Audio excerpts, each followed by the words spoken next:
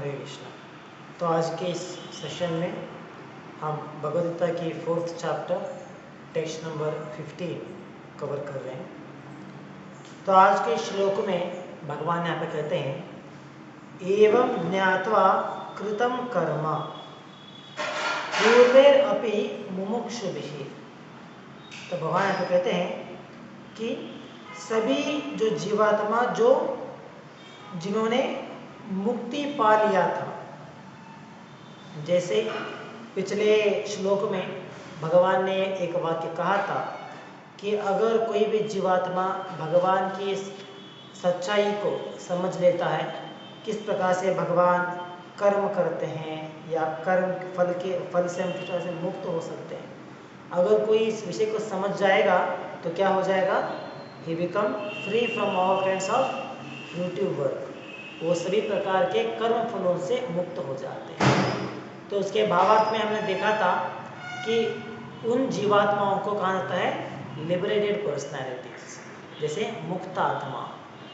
तो आज के श्लोक में भगवान इसी वाक्य को कंटिन्यू करते हुए यहाँ पे कहते हैं कि ये जो ज्ञान भगवान अर्जुन को दे रहे हैं, ये कुछ नया तरीका नहीं है।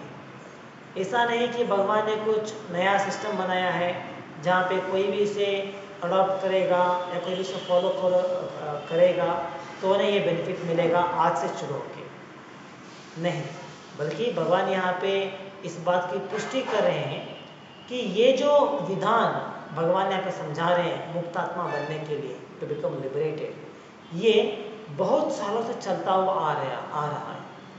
और जिन्होंने भगवान से इन शिक्षाओं को प्राप्त किया था पहले भी, अर्जुन तो अभी द्वापर युग के अंत में भगवान से इन विषयों को समझ रहे हैं। तो जब भगवान अर्जुन समझा रहे हैं तो भगवान कहते हैं कि तुम आपसे भी पहले, जब इतने सालों से पहले जो इतने सारे भक्तों ने, इतने सारे जीवों ने इस ज्ञान को ग्रहण किया था, तो उसके अनुसार उन्होंने अपना जीवन बिताया और उन्होंने दे हैड बिकम लिबरेटेड, तो वो भौतिक संसार से मुक्त हो गए थे।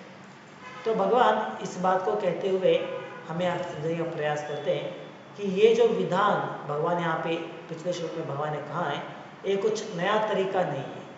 It is not something newly invented by the Lord for his devotees. ये सदियों से चलता आ रहा एक विधान है जहाँ पे भगवान की एक्टिविटीज़ किस प्रकार से उनके कर्म फल भगवान की एक्टिविटी से समझने के द्वारा हम भौतिक संसार से मुक्त हो सकते हैं।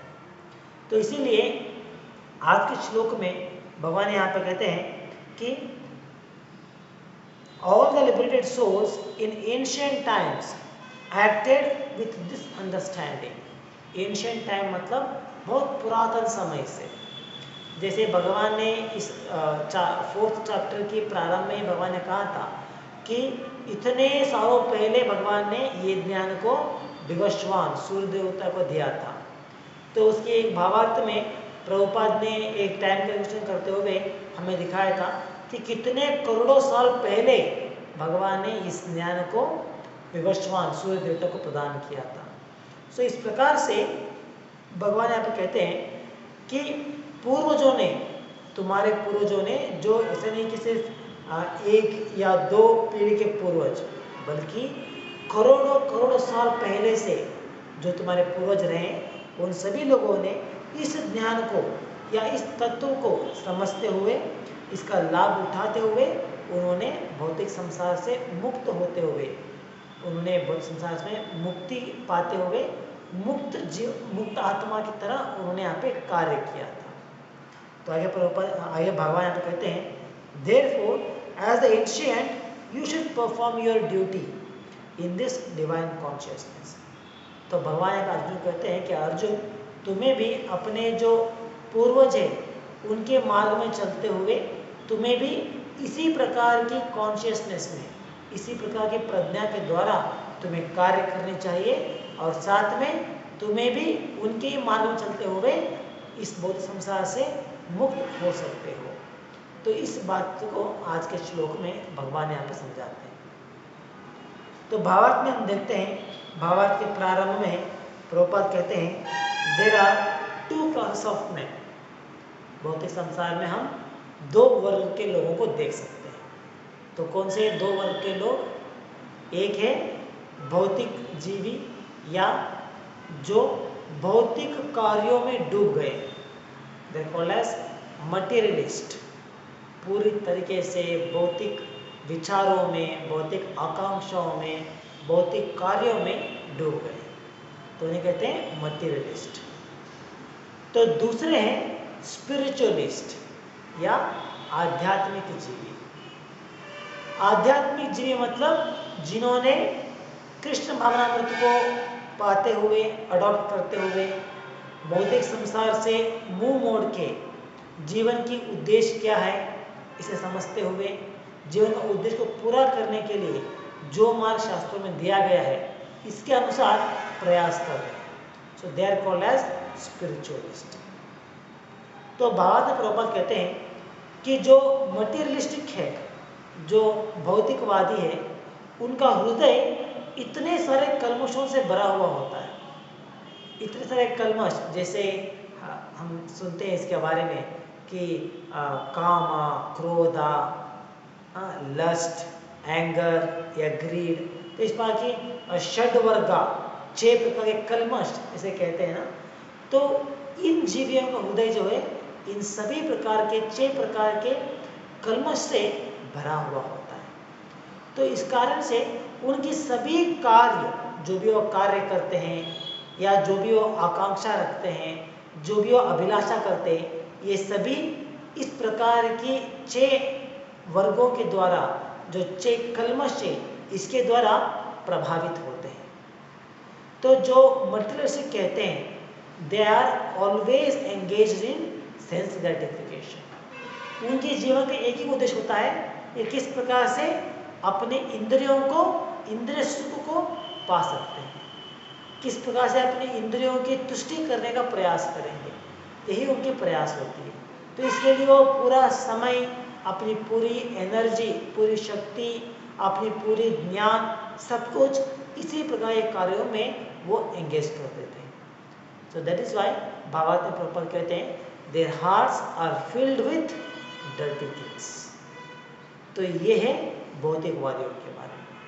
तो दूसरे हैं आध्यात्मिक जीवी, स्पिरिचुअलिस्ट, मतलब जिन्होंने अपने इस भौतिक संसार में जो उन्होंने शरीर पाया है, इस शरीर को पाने का उद्देश्य क्या है ये उन्होंने समझने का प्रयास कर रहे हैं। तो साथ में मनुष्य जीवन का उद्देश्य समझते हुए उस उद्देश्य को पूरा करने के लिए वो प्रयास कर रहे हैं। तो जो स्पिरिचुअलिस्ट हम कहते हैं, इसमें बहुत सारे वर्ग हो सकते हैं, जैसे कोई मायावादी हो सकते हैं, कोई डिवोटीज हो सकते हैं, तो अलग अलग वर्ग हो सकते हैं। All of them they are called as spiritualist. ऐसा नहीं कि जो सिर्फ कृष्ण की पूजा करते हैं सिर्फ उन्हें ही आध्यात्मिक जीवी कहा जाता है, नहीं। जो भी जीवात्मा अपने आप की सच्चाई को, अपने अस्तित्व को जिन्होंने सही प्रकार समझ लिया है कि मैं शरीर नहीं बल्कि मैं आत्मा हूँ, तो इस विषय को समझते हुए जो आत्म साक्षात्कार के लिए प्रयास करता है उन्हें कहा जाता है आध्यात्मिकवादी या स्पिरिचुअलिस्ट। तो इस प्रकार के स्पिरिचुअलिस्ट में अलग अलग वर्ग हो सकते हैं जो अलग अलग मार्गों के द्वारा अपने साक्षात्कार करने का प्रयास करते हैं, लेकिन इन सभी लोगों को आध्यात्मिकवादी या स्पिरिचुअलिस्ट कहा जाता है। तो ये जो आध्यात्मिकवादी होते हैं तो उनमें स्पेशली अबाउट डिवोटीज, भक्तों के बारे में भावार्थ में प्रभुपाद कहते हैं। तो आगे यहाँ पर प्रभुपाद कहते हैं कि ये जो 2 वर्ग के लोग हैं, इन दोनों वर्ग के लोगों को कृष्ण भावनामृत में कार्य करना अनुचित होता है। तो जब ये दोनों प्रकार के व्यक्ति, दोनों प्रकार के लोग कृष्ण भावनामृत में कार्य करेंगे, इससे उन दोनों की बेनिफिट, उन दोनों को भलाई होगा। किस प्रकार से हो सकता है? जैसे पहले प्रभुपाद कहते हैं एक मटेरियलिस्टिक पर्सन के बारे में। तो प्रभुपाद कहते हैं कि जब एक भौतिक जीवी, भौतिकवादी, अगर वो कृष्ण प्रज्ञा में दिए गए नियंत्रण तत्वों का पालन करते हुए, जो भी नियम हमें यहाँ पे दिया गया है, इन नियमों का पालन करते हुए अगर वो भक्ति के मार्ग में चलने का प्रयास करेंगे, कृष्ण कॉन्शियस में प्रैक्टिस करेंगे, प्रयास करेंगे, तो क्या होगा, gradually they are making progress in Krishna consciousness. धीरे धीरे से वो कृष्ण भावनामृत में आगे बढ़ रहे हैं।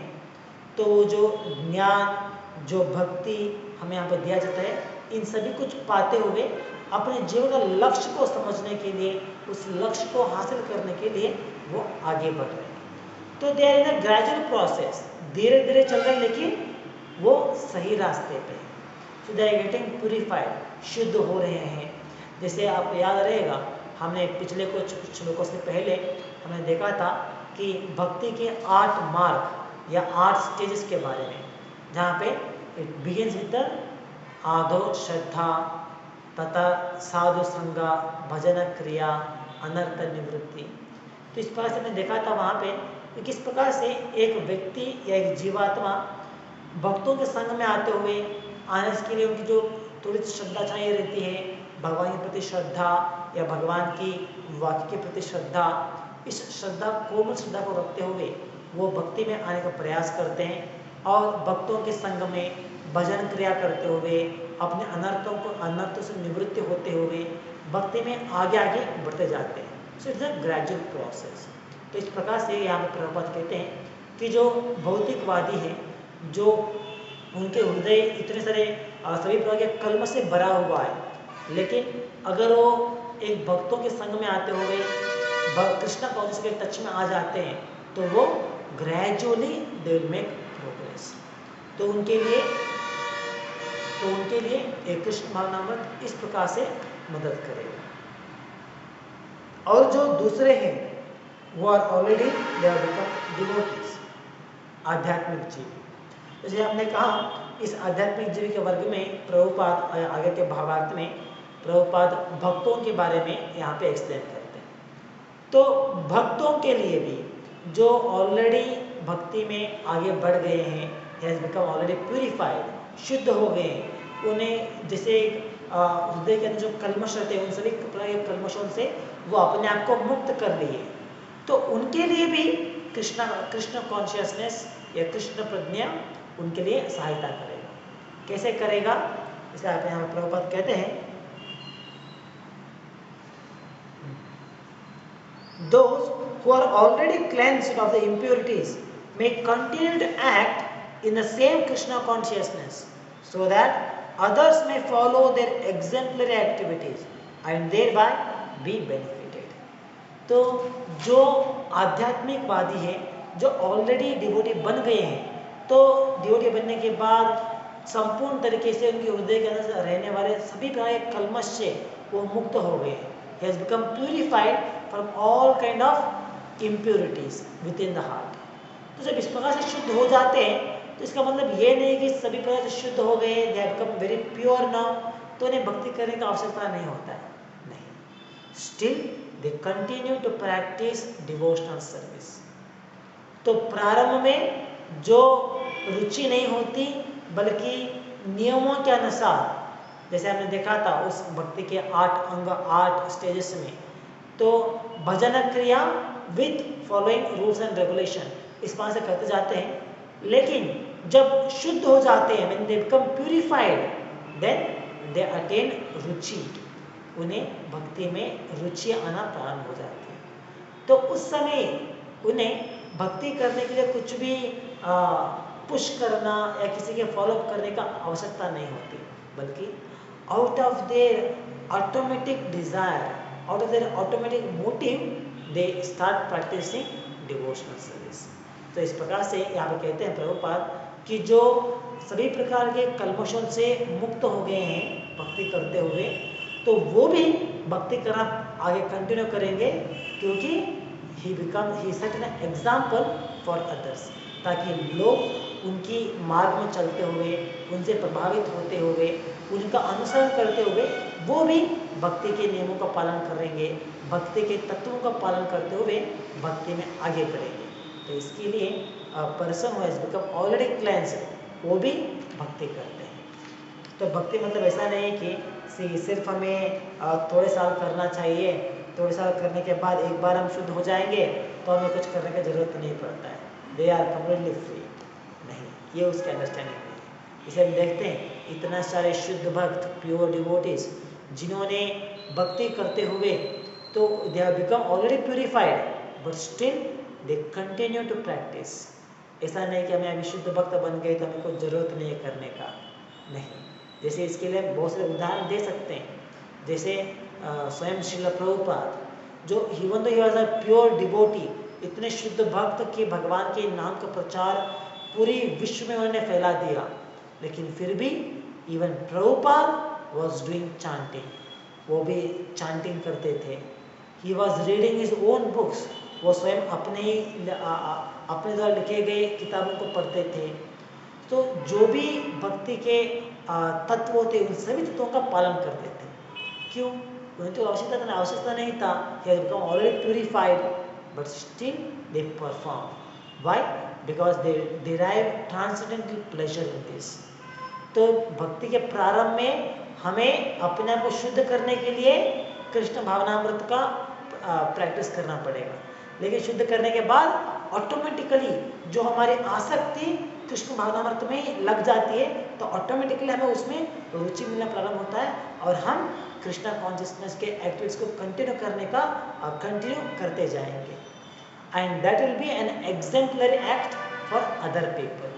तो बाकी लोगों के लिए वो एक एग्जाम्पल रहेगा जो हमें उस शुद्ध भक्त को देखते हुए उनका फॉलो करने का प्रयास करेंगे। तो आगे के भावार्थ में, भावार्थ के दूसरी भाग में प्रभुपाद यहाँ पे कहते हैं कि अगर कोई व्यक्ति कृष्ण कॉन्शियस एक्टिविटीज को छोड़ के अगर वो सोचेंगे कि वी विल टेक रिटायरमेंट, हम सभी प्रकार के कार्यों को छोड़ के हम रिटायरमेंट ले लेंगे, हम कहीं पे जंगल में जाके या किसी पर्वत के ऊपर जाके बैठ के तपस्या करेंगे या सिर्फ हम चांटिंग करेंगे, कुछ भी कार्य नहीं करेंगे, so it is not recommended.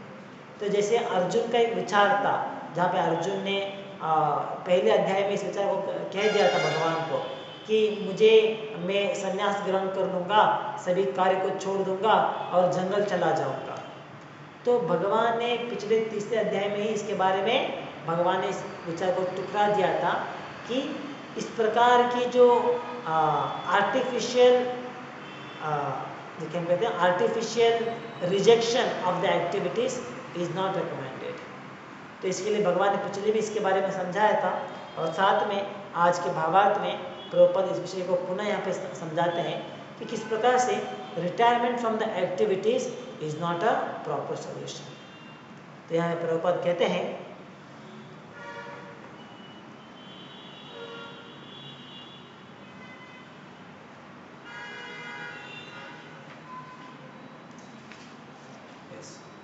Prabhupada कहते हैं foolish persons or neophytes in Krishna consciousness often want to retire from activities without having knowledge of Krishna consciousness. Arjuna's desire to retire from activities on the battlefield was not approved by the Lord. One need only know how to act. To retire from the activities of Krishna consciousness and to sit aloof, making a show of Krishna consciousness, is less important than actually engaging in the field of activities for the sake of Krishna. तो यहाँ प्रभुपाद कहते हैं a neophyte, जो भक्ति के प्रारंभ के हंत में है, कभी कभी वो लोग इस बात सोचते हैं कि हम भक्ति से रिटायरमेंट ले लेंगे, हमें ये जो भक्ति के इतने सारे एक्टिविटीज़ है, जैसे प्रचार करना हो सकता है या अध्ययन करना, शास्त्र अध्ययन करना, भगवान के विग्रह का आराधना करना, तो इतने सारे जो भक्ति की भी एक्टिविटी है ना, इन सभी एक्टिविटी से भी हम अपने आप को मुक्त कर लेंगे। हम कहीं पे अलूफ अकेले में बैठ के हम जप करेंगे या साधना करने का प्रयास करेंगे, इस प्रकार से उनका विचार आ सकते हैं कभी कभी। तो ये एक्चुअली रिकमेंडेड नहीं है।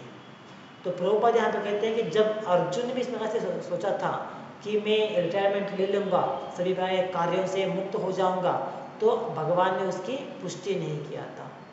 तो इसी प्रकार प्रभुपाद यहाँ पे कहते हैं even for devotees it is more better, उनके लिए ज़्यादा बेहतर होता है कि वो अपने आप को कृष्ण भावनामृत के कार्यों में एंगेज करें। उसके बदले अगर वो सोचें कि मैं कृष्ण भावनामृत के कार्यों को छोड़ के उसका भी त्याग करते हुए मैं अकेले मिल के जप करूँगा, तो तो ये रिकमेंडेड नहीं है। तो इसके लिए भक्ति सिद्धांत शास्त्री ठाकुर जो प्रभुपाद के गुरु थे, जो हमारे परम गुरु हैं, उन्होंने एक सुंदर सी कविता उन्होंने लिखा है, जब उस भजन में वो कहते हैं कि ये दुष्ट मना, ये हमारा जो मन है ये इतना दुष्ट है कि वो चाहता है कि लोगों को शो ऑफ करने के लिए, लोगों को दिखावटी करने के लिए मैं बड़ा भक्त बन गया हूँ, मैं शुद्ध भक्त बन गया हूँ, इस बात से दिखावटी करने के लिए वो सभी कार्यों से अपने आप को मुक्त करते हुए अकेले बैठ के जप करने का प्रयास करेगा। अकेले में बैठ के, किसी का भी संपर्क में नहीं जाऊंगा, कहीं मैं प्रचार के लिए नहीं जाऊंगा, लोगों की संपर्क में नहीं आऊंगा, बल्कि अकेले मिलकर जप करूंगा। कारण क्या है? Just to make show off, उन्हें दिखाने के लिए कि मैं इतना बड़ा वैष्णव हूं। लेकिन जब इस प्रकार से वो अकेले में बैठ के जप करेगा तो वो एक्चुअली क्या करेगा? He thinks of money and woman. वो सिर्फ धन और स्त्री के बारे में विचार करेगा इस प्रकार से बैठ के। क्यों? क्योंकि अभी वो he has not become purified enough, पूर्ण तरीके से शुद्ध नहीं हुआ है। तो पूर्ण तरीके शुद्ध हुए बिना अगर इस प्रकार से अपने आप को कृष्ण भावना के कार्यों से रिटायरमेंट ले लेगा तो यही उसका नतीजा होगा। वो अकेले में बैठेगा लेकिन he thinks of only money and woman।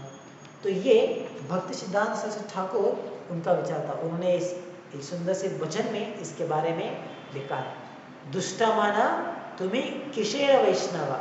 वो दुष्ट माना, इतना दुष्ट है मेरा मन कि तुम किस प्रकार के वैष्णव हो सकते हो। तो इस प्रकार आगे बड़ी कविता, सुंदर सी कविता आती है जहाँ पे वो हमारे इस मन की कुटिल नीति के बारे में यहाँ पे उल्लेख करते हैं। तो इसी प्रकार भावार्थ में प्रभुपाद कहते हैं कि अगर एक न्योफाइट डिवोटी अगर सोचेगा कि मैंने इतना ज्ञान पा लिया है, इतना काफ़ी मेरे लिए, मैं कृष्ण भावना के कार्यक्रम नहीं करूँगा, so it is not recommended. तो आगे यहाँ पे कहते हैं प्रभुपाद,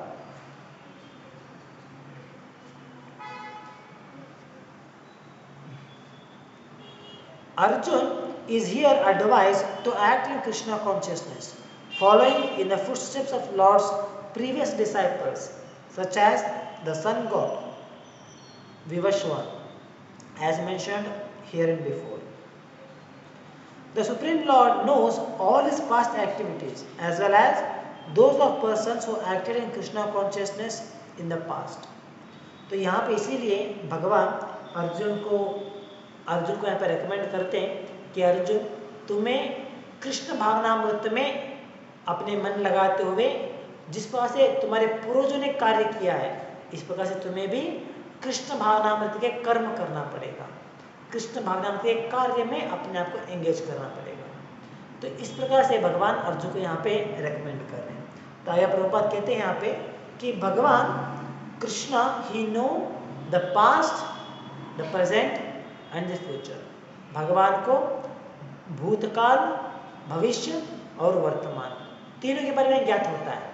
तो इसीलिए भगवान जब उन्होंने अर्जुन के पूर्वज मतलब भगवान ने जब अपने पिछले भक्तों को, शिष्यों को जब ये ज्ञान ग्रहण किया था, जैसे विवस्वान सूर्य देवता, तो विवस्वान ने भगवान से इस ज्ञान को प्राप्त करते हुए उसका अपने जीवन में अनुष्ठान करते हुए उसके अनुसार जब वो कार्य करते गए तो उन्होंने आसानी से भौतिक संसार से मुक्त हो गए थे।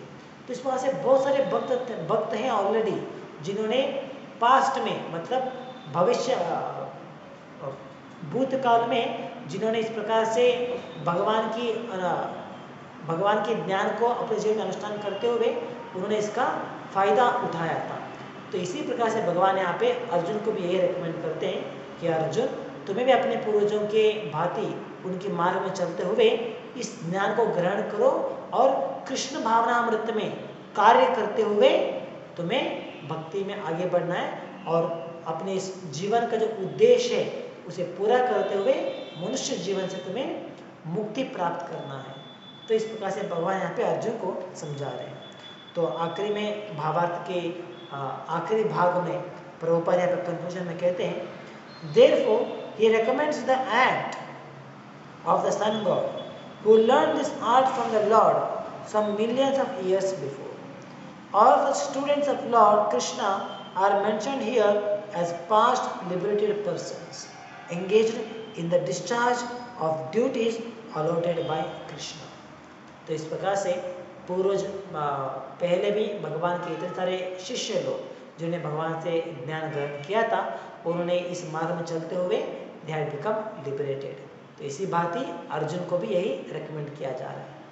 तो भावार्थ के द्वारा प्रभुपाद में समझाते हैं कि इवन फॉर अस, जैसे हम तो आते हैं उस वर्ग में, जैसे प्रारंभ में प्रभुपाद ने कहा था 2 वर्ग के लोग, उसमें पहले वर्ग में हम लोग आते हैं। Our hearts are full of dirty things, जो षड वर्गा, जो 6 प्रकार की कल्मश है, हमारा हृदय इन सभी कलुषों से भरा हुआ है। तो it is recommended for us that we practise Krishna consciousness with all the activities given by the acharyas, जैसे chanting the holy name, भगवान का नाम स्मरण करना, भगवान की अध्ययन जो शास्त्र है इनका अध्ययन करना, साथ ही भक्तों के संग में कीर्तन में भाग लेना, या भगवान की विग्रह का आराधना करना, भागवत की श्रवण करना। इस प्रकार से जब हम इन नियमों का पालन करते जाएंगे, then gradually our heart become cleansed. तो यही हमारी प्रयास होने चाहिए। तो जो शुद्ध भक्ति करते हुए जिन्होंने already they have become purified, जैसे प्रभुपाद ने भागवत में कहा भक्तों के बारे में, they have already become purified. तो किस प्रकार से वो शुद्ध हो गए? Because they are associated with the lord. वो किस प्रकार से शुद्ध हो गए? क्योंकि उन्होंने भगवान के साथ वो रिलेट हुए, भगवान के साथ, भगवान के टच में, संपर्क में वो आए। किस प्रकार से? भगवान के नाम के द्वारा, भगवान के गुणगान के द्वारा, भगवान की ज्ञान के द्वारा, पठन के द्वारा वो भगवान के संपर्क में आते हैं। जब हम भगवान के संपर्क में आते हैं या भगवान के नाम के संपर्क में आते हैं, तो जो भी कल्मश हमारे हृदय में है वो सब कुछ शुद्ध हो सकता है, इट बिकम्स प्यूरिफाइड। तो इसीलिए हमें जो प्रभुपाद ने नियम दिया है, उन नियमों का पालन करते हुए हमें चांटिंग, रीडिंग, इन सभी नियम को पालन करते हुए हमें प्रयास करने चाहिए कि हमें कृष्णा कॉन्शियस एक्टिविटीज, कृष्ण भावना के कार्यों में ज़्यादा से ज़्यादा अपने आप को एंगेज करें, एंड इन दिस प्रोसेस हम अपने आप को शुद्ध कर सकते हैं। तो यहाँ तक ये था आज के भावार्थ के विषय। तो यहाँ पर समाप्त करेंगे। ग्रंथराज श्रीमद् भगवद गीता की जय। जगत गुरु श्री प्रभुपाद की जय। हरे